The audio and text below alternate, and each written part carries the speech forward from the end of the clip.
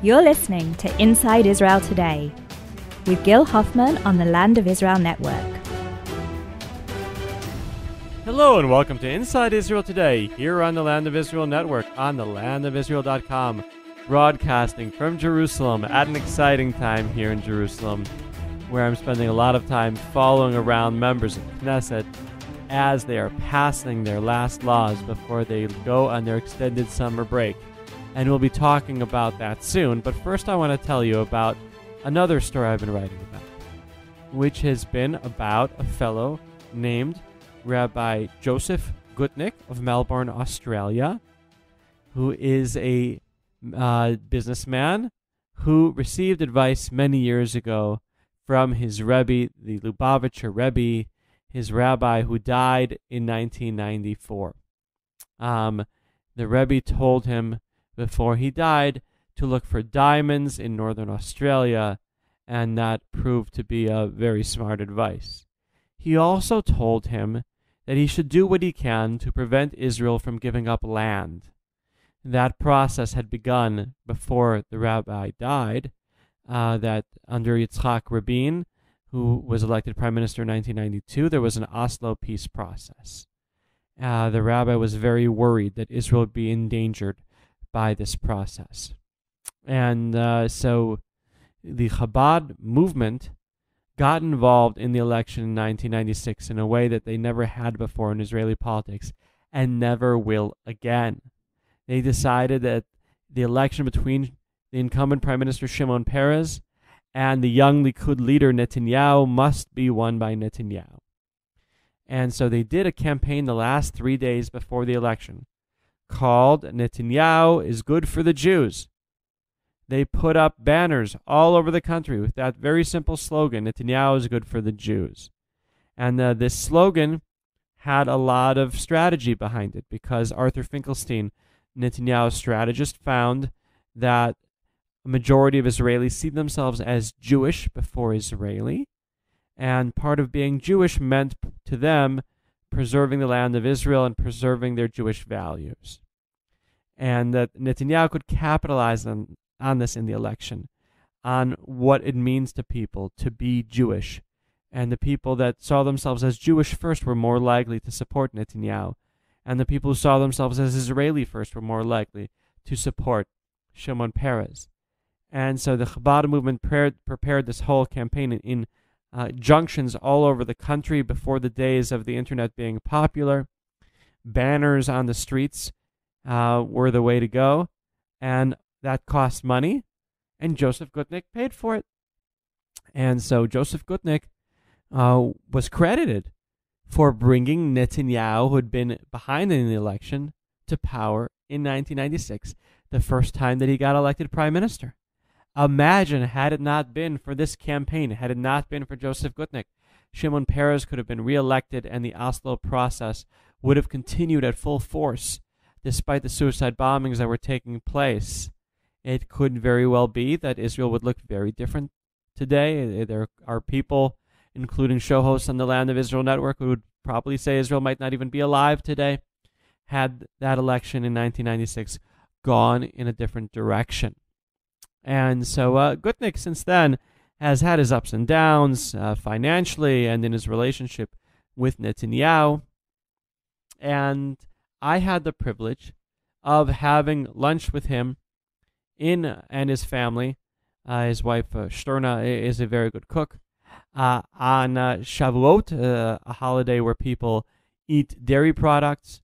I was in Melbourne, Australia, to speak for Chabad synagogues, and they set me up to eat at the Gutnick family home.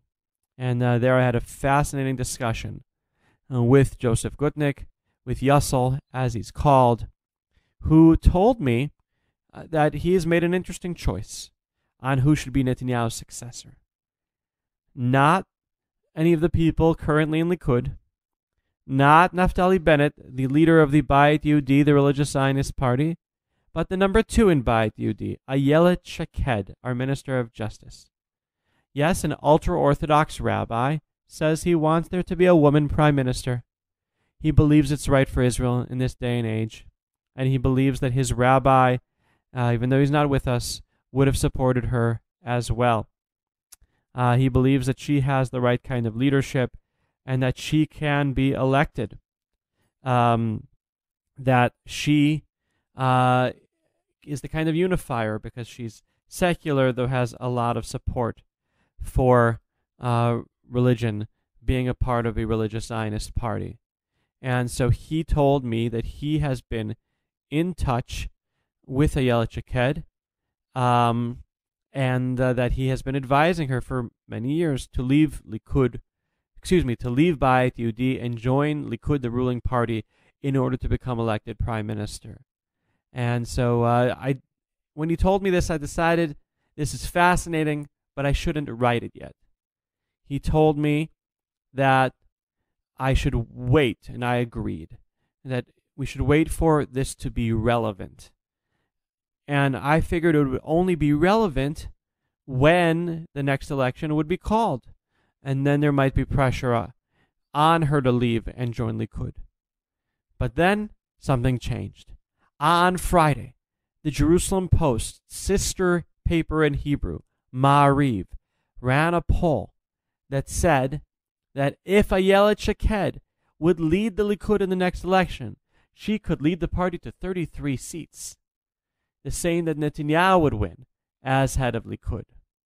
Now, the reason why they commissioned this poll was because a few days earlier, David Bitan, who was the coalition chairman for a while and is very close to Netanyahu, said that if Ayelet would run in Likud, she would win the second slot on the party's list after Netanyahu.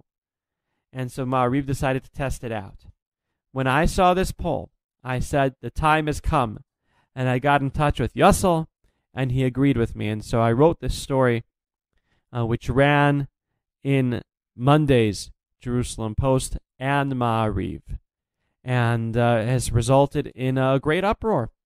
Naftali Bennett was asked on the nightly news on TV about my article, which was kind of cool, and he said that the Likud is trying to divide and conquer inside my party, trying to cause fights between me and Ayelet, and it's not going to work. Ayelet this morning was interviewed on Army Radio here, where she said, I love my party and I'm not going anywhere.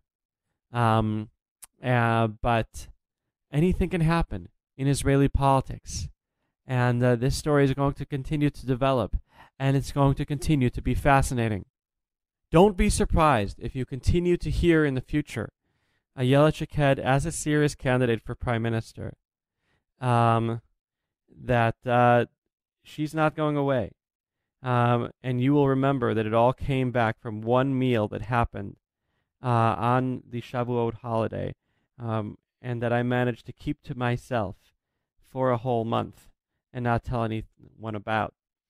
Sometimes that's the way scoops develop. That in this day and age, usually you have to say things immediately or somebody else is going to find out. And this is something that happened, very different.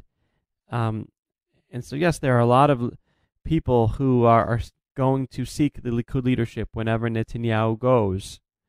You might see up to 10, 15 candidates that will be running in the next Likud election, which could very well happen sometime at the beginning of next year, if as predicted by our legal correspondent Yonah Jeremy Bob in the Jerusalem Post, that the Attorney General will decide to indict Netanyahu on charges of bribery in the Case 4000 affair.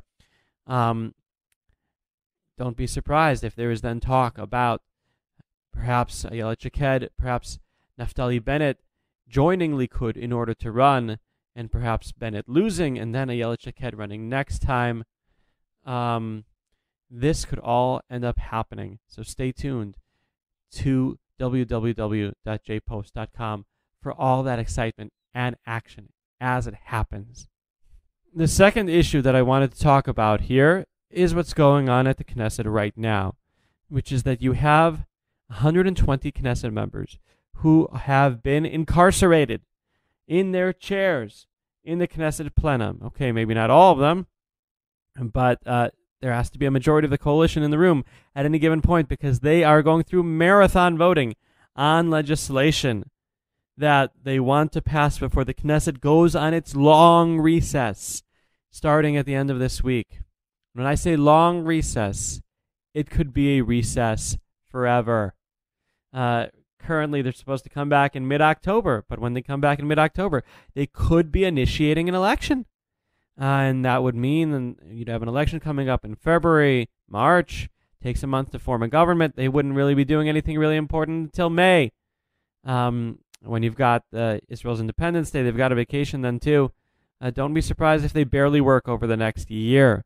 So this is a very big week in the Knesset. And having said that, I want to praise the members of Knesset, because people think that they are slackers and don't work at all. And that is not true. They eventually do work. They just procrastinate.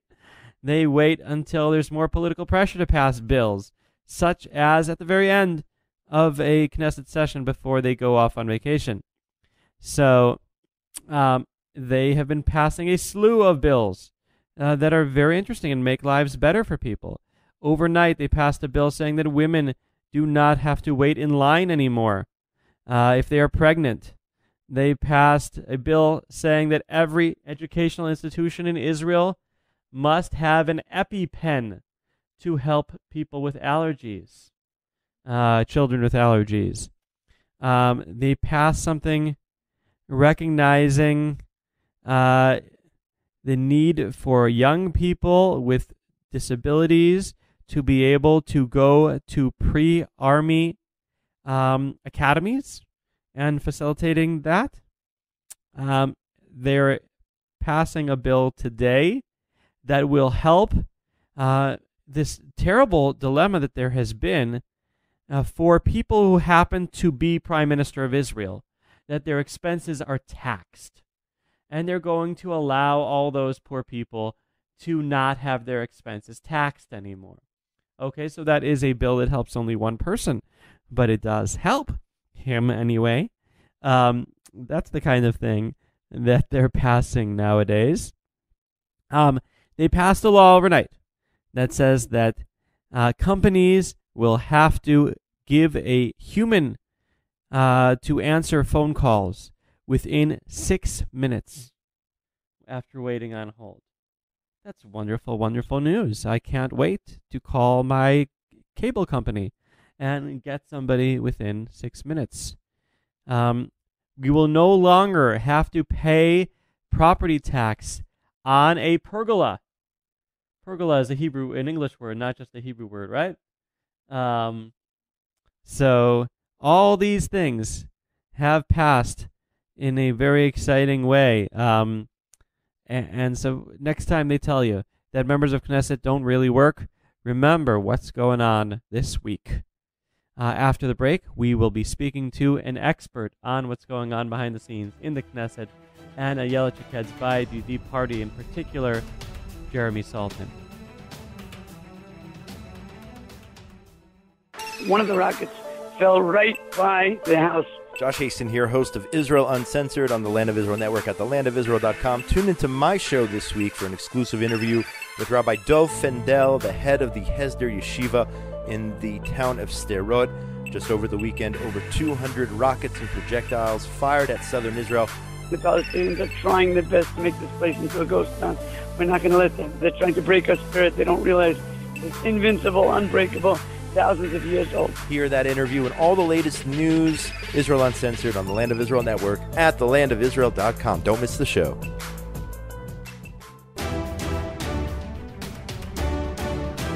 And we're back here on the Land of Israel Network, on thelandofisrael.com, here on Inside Israel Today, where in the first part of the show we spoke about the Knesset passing laws in its last week before it goes on what could be a very extended recess.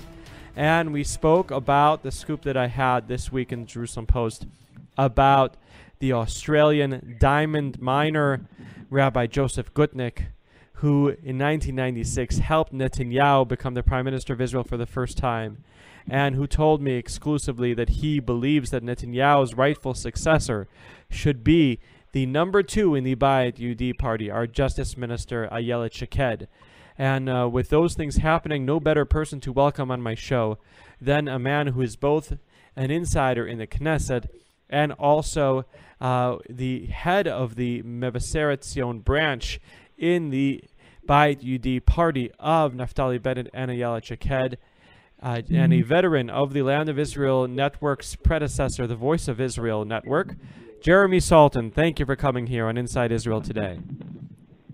Thank you. It's great to be with you once again, my friend Gil.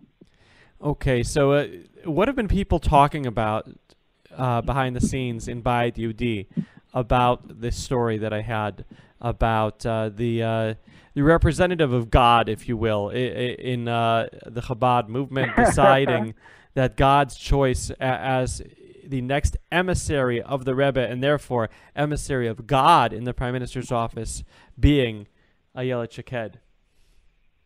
You know, I'm a big fan of Chabad. I asked, before I get into what people are talking about in Bayit Yehudi, I asked when I went to go for the morning prayers.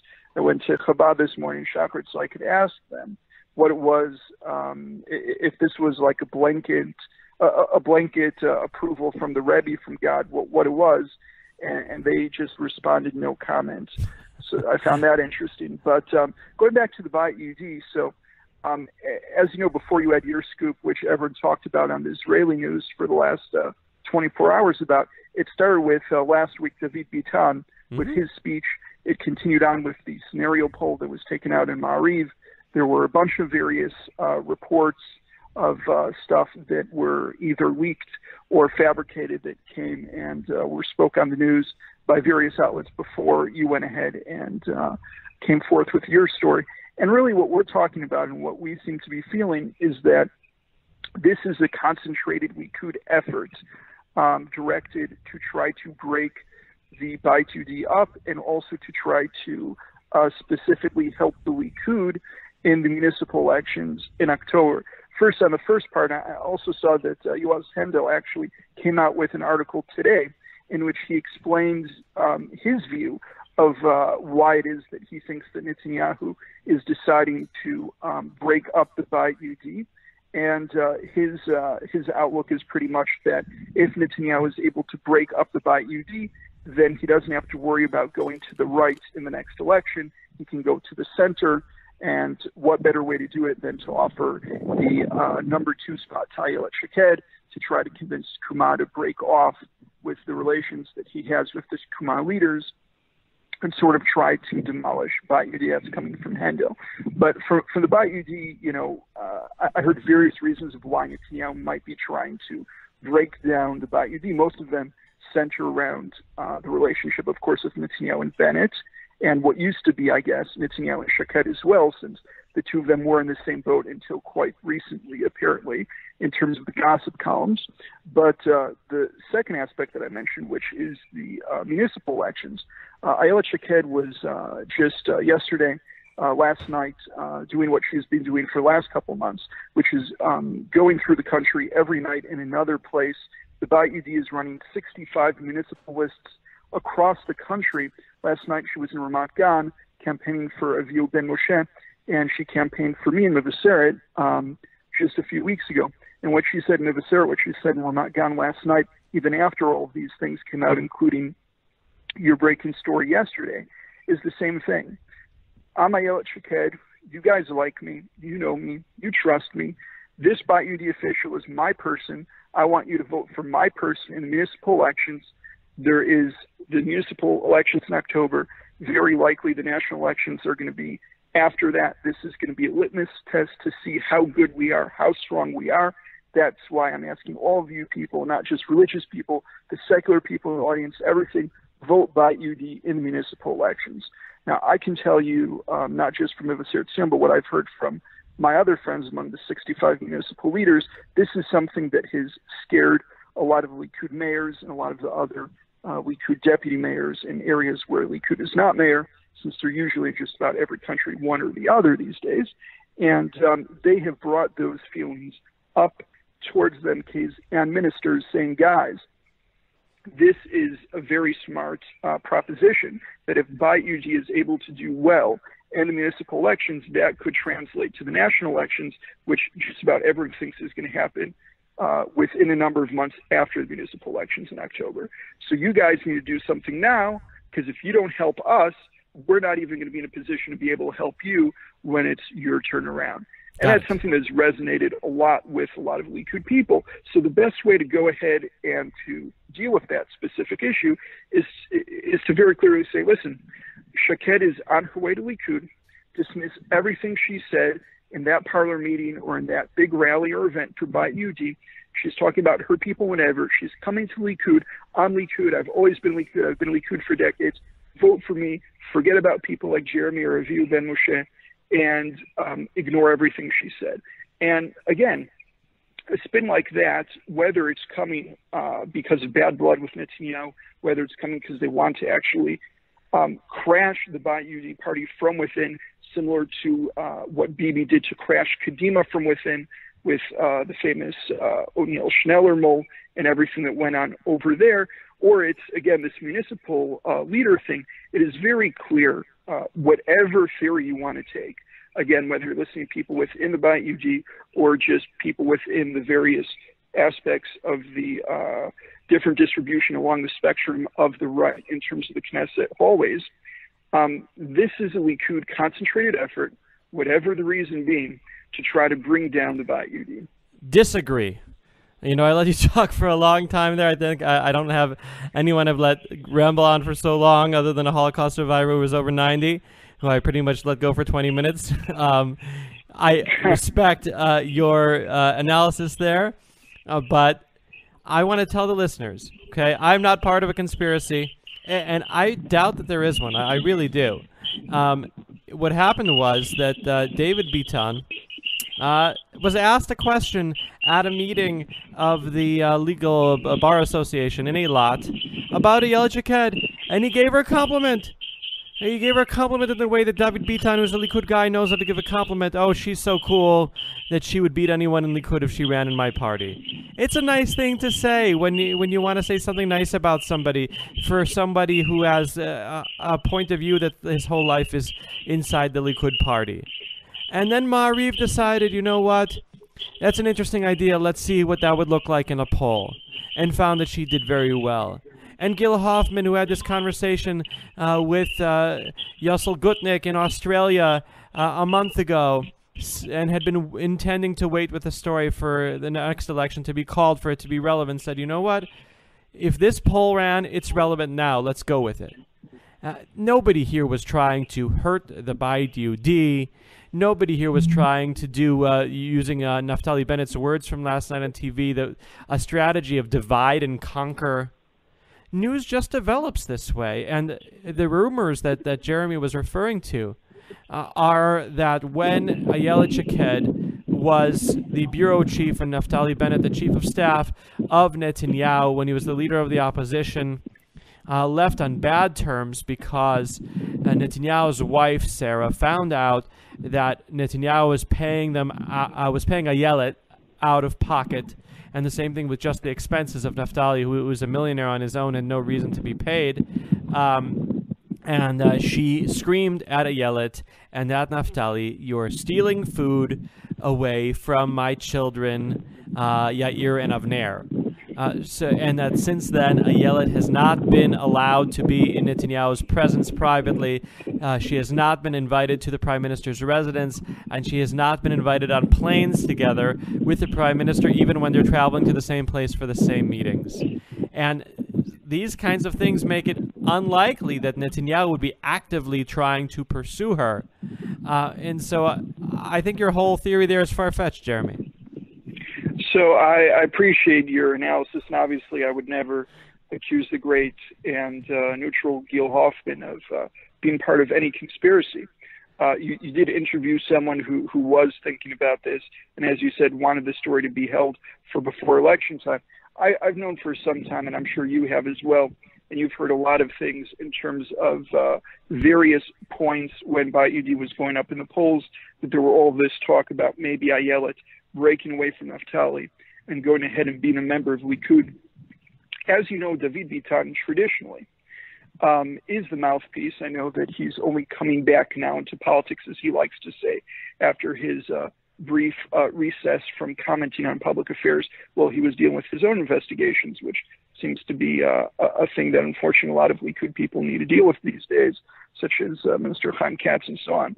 But regardless of that point, when Bitan says something, it's usually because Netanyahu told him to say it. And you're right, that could have been a simple way to give a compliment. But I'll tell you something, Gil, also as an elected official, when I want to go ahead and compliment someone, and for instance, I really like the Likud party branch chairman in Mevaseret, and he's a nice guy, and he's also probably a lot more popular than me. Perhaps even within my own party, not only, within the city. The last thing I would do is to to suggest that if he ran in my party, he would get the #1 spot. That's just not the type of way that politicians give compliments. That isn't the type of thing that you would say. As you know, David Bitan is one of the people who wants to be minister in Likud. He wants to get as high of a spot as he can in the next Likud primaries. To be saying that this person is such a good person, they could run in my party and beat me and be the top of that list, that seems to me, again, far-fetched for that to be an innocent thing. There are at least 50 different compliments I can think of in which you can really thank Ayelet for the amazing work that she's doing. And I could also point to previous things that Bitan said about Ayelet in the beginning of the term, which were not so positive. But regardless of all that, I understand your position that you think that this is a simple thing. I tend to not see innocence when things like this happen. I think that, like you said, you are right, that there are a lot of pieces that are falling into place following this Bitan interview. And a lot of them is just the way that the news cycle works. That's the way media works. I agree with that aspect. But what I do know is Netanyahu is very, very good at this in terms of controlling the public opinion, in terms of controlling what is the specific topics that we are going to be talking about on any given day, of course, with the exception of his investigations, which always have a way of creeping back into the news. But he's usually able to, and even a lot of times with investigation stuff being the top story on a lot of other stations, of being able to provide a different narrative and enough stuff to be thrown to the various people in terms in the media, in terms of being able to shift focus. I wanted to ask you about the bills that are being passed in the Knesset this week, because people have an impression that the Knesset members are slackers, that they don't work very hard, and they're passing dozens of bills into law. This is going to be probably the busiest week, not just of the year, but of the Knesset term. Last week, we passed 11 bills into law. We voted on several dozen, but a lot of that was in the first reading, or there were votes on the preliminary reading, since we're getting it to the end of the summer session, which the end of it is really, technically is Thursday, which probably will be Thursday, because the Wednesday session will probably once again, just like last night and probably tonight, go over midnight into the next day and not leave our MKs with a lot of sleeping hours. But yeah, just this week, I would estimate, and again, this can change, we're probably going to pass, I would say 20-something bills into law in the final reading. There's a lot of bills that we're also voting on in the first reading, which is important, because if we do end up in a situation which you hinted at the beginning of our interview, in which we have elections right after we come back from the recess, just like we had in 2013, where I had a 3-month recess. We came back on the first day after the recess, voted for a Knesset election, and then took a election recess for another 3 months, in which for 1 day of work I got 6 paychecks, and that is really the great example of not, of government not working. What you have here today is really the government working very hard. Each one of them case is sleeping maybe 3 hours at best. They're voting within the plenum until all hours of the night. Then they come back in the morning, they're dealing with committee votes before they go up to the plenum. There's a sense of urgency within the corridors of the Knesset that we need to be able to pass as many laws as we can in their final reading right now, because we might not have an opportunity to do so in the next session. And there's also the feeling that if we at least get some of this other stuff done in the first reading, then you'll be able to apply a din ritzifut in the next Knesset, since this government does expect to be the next government of Israel even after we have an election, and that we won't have to start... It wouldn't have to be voted on from the very beginning. Right. We won't have to go through... Right, we won't have to go through, again, the Ministerial Committee of Legislative Affairs, waiting, months to get there for your turn and to be discussed and postponed and discussed again and then voted on the preliminary reading, then the whole round of committee hearings and voting before you even get up to the first reading. So there's just been a flurry of votes on legislation. Just last night, we passed a bunch of bills. I read your tweet, which did a great justice in mentioning the important ones. Of course, to me, I feel especially the one that says that people that go overseas and really attack the IDF and criticize them have no place to be in our schools, in our education system. That's against our values. That's against what we hold dear. Again, we're not abolishing them from the law or anything, but we are choosing the people who are allowed to speak to our children who are impressionable, and we make sure that the education values they get is that we love the IDF and the IDF is good. The nation-state bill, which will come up tomorrow, most likely, or again, it could happen already after midnight into Thursday, since my feeling is they're probably going to want to save the best for last. And I think that is going to be really the most important bill that not just this Knesset passes, this term, I think, of this entire generation. After having 12 basic laws that define the democratic nature of the country, to have that one basic law that defines the Jewish nature of the country, that gives our state symbol, our flag, our national anthem, our language, giving them the constitutional status, just like it is in every other country except the state of Israel, that we, without apologizing, say, yes, our state symbol is the menorah. That's a Jewish symbol. Our national anthem talks about us returning home to the land of Zion, to Jerusalem, that we don't apologize for that we chose the colors of our flag with the Star of King David there in the middle and the colors of the Talit. Really just go ahead and have those things cemented within constitutional status so that we are like every other one of those nations.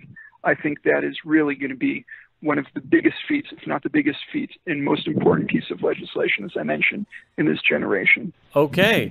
You heard it. Jeremy Saltan, the Knesset insider here, and an insider in the Bayit Yehudi party, talking about what the Knesset is doing this week.